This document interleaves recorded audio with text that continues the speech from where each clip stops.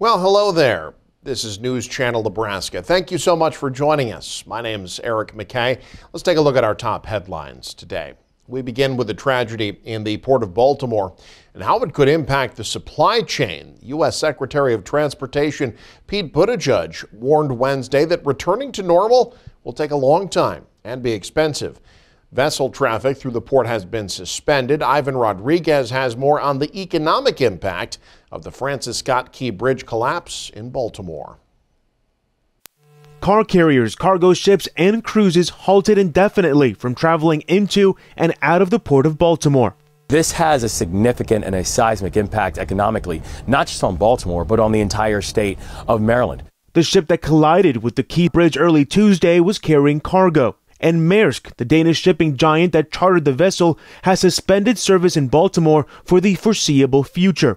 Baltimore ranks the 9th largest U.S. port for international cargo. It handled some 52 million tons last year, an impact that Maryland Governor Wes Moore emphasized. We're talking about $191 million a day of economic activity, 8,000 jobs that are directly related to this.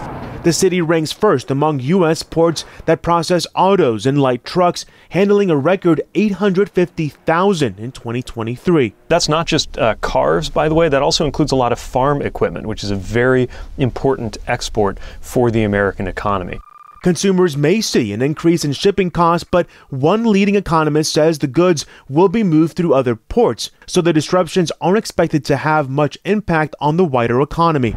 The Secretary of Transportation is worried about the livelihoods of port workers. If goods aren't moving, they're not getting paid. So we're very concerned for them. Maryland's governor is already focused on the port's future. We are going to focus on making sure that we can have an economic recovery that really honors the work that was taking place with the port. I'm Ivan Rodriguez reporting. Closer to home, all sides are digging in their heels over Governor Jim Pillen's major move to cut property taxes. A vote expected this week's now on hold. Joe Jordan has the latest. Governor Jim Pillen is looking to raise the state sales tax from 5.5% to 6.5%.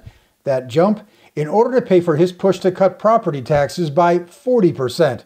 And the fight is on. There's been so much misinformation about this bill. State Senator Lou Ann Linehan leading the charge behind the sales tax hike. But she's got critics on the left and right. Take conservative State Senator Steve Erdman. This does not solve our problem. Open Sky, the left-leaning think tank, says the wealthiest 20% of Nebraskans would pay lower taxes, while low and middle income taxpayers would pay more. I am opposed to a sales tax increase. None of this benefits poor people. If we're going to get up here and argue that a penny increase in sales tax hurts the low income, show me the numbers. The right-wing Americans for Prosperity are touting a poll that says 70% of Nebraskans oppose raising the sales tax to cut property taxes. A vote not likely before next week. One lawmaker warning that anyone who votes to raise taxes will lose re-election in November. In Omaha, Joe Jordan, News Channel, Nebraska. In northeast Nebraska, a man is in jail after what police say are multiple attempts to use fake money. Norfolk police arrested 36-year-old Dylan Perry on Wednesday. Police were called to a location after a report that Perry tried to buy something with a fake 100. Authorities say Perry was already wanted for using a fake bill elsewhere in Madison County. Police say the bill that Perry used was flagged because it was coated in blue dust, was misprinted, and had no security features. A grand jury absolving a southern Nebraska county from guilt in the case of an inmate death. The grand jury this week returning a decision of no true bill in the case of York County inmate Justin Christensen. The Iowa native was being held in the York County Jail when he was found dead in his cell in September of last year. Now, the grand jury found no criminal conduct on the part of the county, but they did recommend in court documents additional staff and inmate access to mental health treatment in a timely manner. Christensen was facing a count of felony theft and was set for a court appearance just 4 days after he was found dead. Well, the debate over commercial wind turbines is prompting a county in southeast Nebraska to renew its 2-decade-old discussion about planning and zoning. Nemaha County adopted a comprehensive development plan 20 years ago, but they never passed the zoning ordinances needed to give it authority. But Board Chairman Mike Weiss said Wednesday that zoning helped nearby Otoe County respond to public reaction regarding a proposed wind farm there. He says zoning won't stop development, but it can offer skyline and other protections. Nemaha County, one of just 10 in Nebraska that does not have any type of zoning. Commissioners say they're now in the process of deciding whether or not that needs to change. Well, some people may find getting health care outside of regular weekday hours tough because of a number of factors. Well, a provider in central Nebraska set to make their lives a little bit easier. Mary Lanning, the largest health care provider and hospital in Hastings, but up until now, they haven't had an acute care clinic.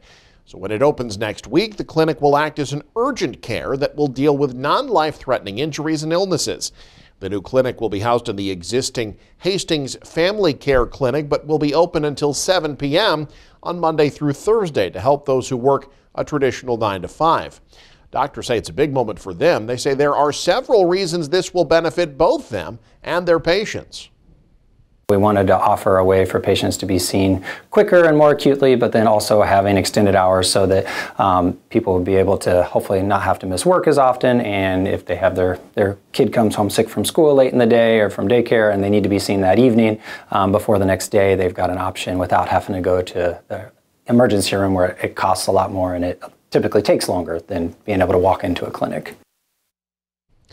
The clinic will have separate providers staffing the acute care clinic from the regular clinic. It'll be open next Monday, April 1st, available by preferred reservations or walk-ins to the public. Staying in central Nebraska, one of the most iconic buildings in downtown Grand Island getting a new look.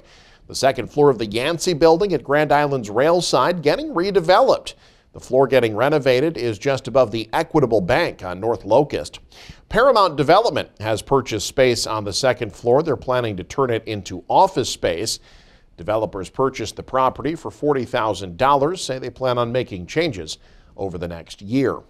More development news in Grand Island, a proposal to build more apartment buildings at an already existing development. Legacy 34 Apartments say they're planning on building 7 more apartment buildings. This development will be west of Prairie View Street, north of Husker Highway.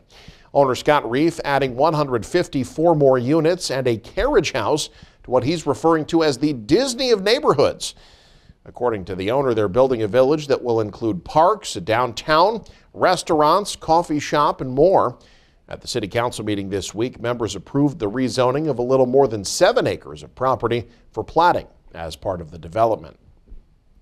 Well, Subaru recalling nearly 120,000 Outback and Legacy vehicles over faulty airbag sensors. The recall involves the 2020 through 2022 model years. A capacitor in the occupant detection system sensors can crack and short circuit. That could prevent the front passenger airbag from deploying during a crash. Dealers are replacing the sensors for free. The impacted owners will be notified by mail. Now, this weekend is Easter. Many Americans will be spending, on average, close to $200 per person for the holiday. This, in large part, because egg prices are going up. So how's that going to impact your celebrations? Jen Sullivan breaks the cost down. Grab your baskets and your wallet, because Easter spending this year is one for the record books. Easter is certainly a popular holiday for many consumers. Catherine Cullen with the National Retail Federation says Americans will shell out about $180 per person on Easter-related items this year, bringing total national spending to $22.4 billion. While those numbers are slightly down from last year, it's still the third highest per person spending on record. So, where is that money going? Consumers will likely spend the most on candy and food, according to the NRF's annual Easter survey, followed by gifts, clothing, and decorations. They're planning lots of special meals, picking up cards, as well as gifts to share with loved ones. One of the most popular items are eggs, whether you're eating them, decorating them, or hunting them. We do see that over half of households with children are planning an Easter egg hunt at home this year. That goes up to almost 60% if you have a child under 10. But don't expect to hunt down any bargains on eggs. The average cost of a dozen large eggs was just under $3 in February, according to the U.S. Bureau of Labor Statistics' most recent data. That's 47 cents higher than January. So what's causing the rise in cost? Experts say a spike in bird flu cases has impacted supply, and this time of year brings a high demand for eggs. This specific strain was first detected in the U.S. in 2022, according to the CDC. For Consumer Watch, I'm Jen Sullivan. And you won't be able to rely on lottery winnings to help with the cost of Easter. That's because nobody won yesterday's Powerball drawing. The winning numbers for the $873 million prize, 37, 46, 57, 60, 66 with the Powerball 8. The jackpot now worth an estimated $935 million. There has not been a winner this calendar year, so this weekend could be your lucky chance. The next drawing will be held on Saturday. You can stay up to date with the very latest by following us online. Head to newschannelnebraska.com. Click on the News tab there. You can also follow us on X, like us on Facebook and Instagram as well. Thanks for joining us. Have a great day. You're watching News Channel Nebraska.